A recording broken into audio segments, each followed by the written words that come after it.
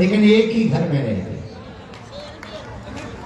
अच्छा बताओ, भोले बाबा के एक पुत्र हैं कार्तिकेय जी, इनका वाहन क्या है? और बाबा के गले में क्या है? सांप। दोनों की दोस्ती कितनी? पर दोनों एक ही घर पे रहते। अच्छा, बाबा के गले में क्या है? सांप। और गणेश जी का वाहन? तो दोनों की दोस्ती कितनी? पर दोनों एक ही घर में रहते। और कितनी अद्भुत बात, गले में विष है, नाग है, मस्तक पर गंगा है, चंद्रमा है, गंगा है सिर पर। और हमारे भोले बाबा देखो कितनी अनेकता में एकता लेते हैं कि नंदी और शेर दोनों विरोधी हैं पर एक घाट पर पानी पीते हैं।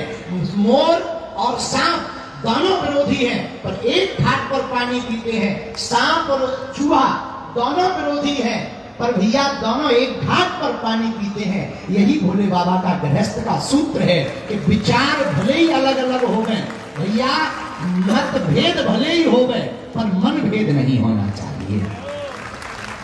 और अपने घरों में अब ये तो भोले बाबा कहोगे, अब अपने ले लो, बहू थोड़ी सी तेज आ जाए तो सासू माँ को दिमाग खराब हो जाए। और बड़ी गजब की बात है, हमें तो कई बार बड़ी हंसी आती है, जो बहुएं पहली बार आती हैं वो सासू माँ को नहीं चाहती, उन्हें लगता कब कर जाए, कब चली जाए।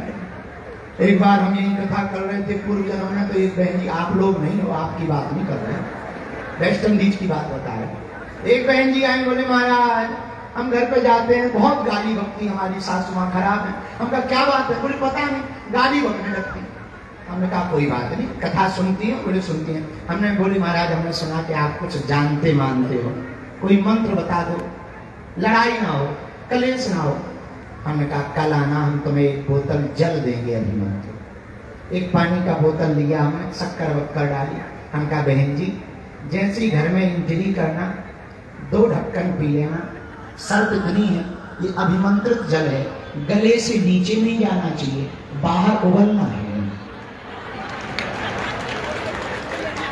बोली कब तक? हमका जब तक सासू माँ चुप ना हो जाए।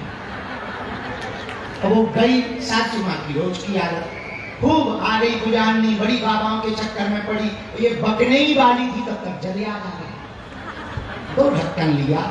अब शर्त ये थी गले से अंदर नहीं ले जाना, मुंह से बाहर नहीं उगलना है। अब मुख में धरी रही, खूब भीतर भीतर भनभना बर्रइयों जैसी, मधुमक्खियों जैसी। और करे क्या? सासू माँ बड़ी पूजा में अरे गूंगी हो गई, आज बोलनी नहीं, चूकी पता ही था कि बाबा जी को पता लग जाए। बेचारी 1 दिन हुआ, 2 दिन, तीसरे दिन सासू माँ ही चुप हो गई। तो कितना ही बोलो, ये बोलने वाली नहीं है। हमारे पास बहु भक्ति आई, गुरुजी जल बहुत बढ़िया है। हमका मतलब, बोले कलेश बंद हो गया। तो बोली महाराज जब आप चले जाओगे जल खत्म हो जाएगा, फिर तो कलेश होगा। हमका बेटी पानी आता है घर में? बोले हाँ। हमका बस वही मिला के रख लेना। बेटी जल तो बहाना है, अगर एक कोई गर्म हो तो तुम नरम बन जाना, एक कोई क्रोध में रहता हो तो तुम बोध में रहना, एक सामने वाला कोई जोश में हो तो तुम होश में रहना, कोई गाली बक रहा हो तो तुम मुस्कुरा देना, तुम्हारा घर करनी, तुम्हारा घर मंदिर हो जाएगा। और ये हमारा सूत्र नहीं है, भोले बाबा का सूत्र है। किसका सूत्र है? जोर से बोलो। भोले बाबा का सूत्र है, जिनकी कथा पूज्य बापू जी सुना रहे हैं। आपके मुखारविंद से इतनी सहजता, और संगीत का तो क्या कहना। हम जब भी वादक भी आपके गंधर्व विद्याभ्यास सब निपुण है, क्या अद्भुत बजाते, और बापूजी भी क्या अद्भुत मधुर कंठ है।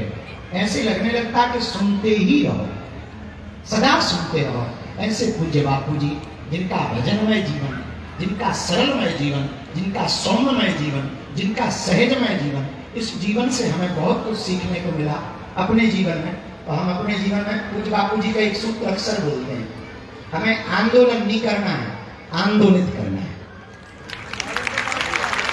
ये पूज्य बापूजी का दिया हुआ सूत्र। अक्सर हम इस बात को बार बार दोहराते, बार बार इस पर विचार करते।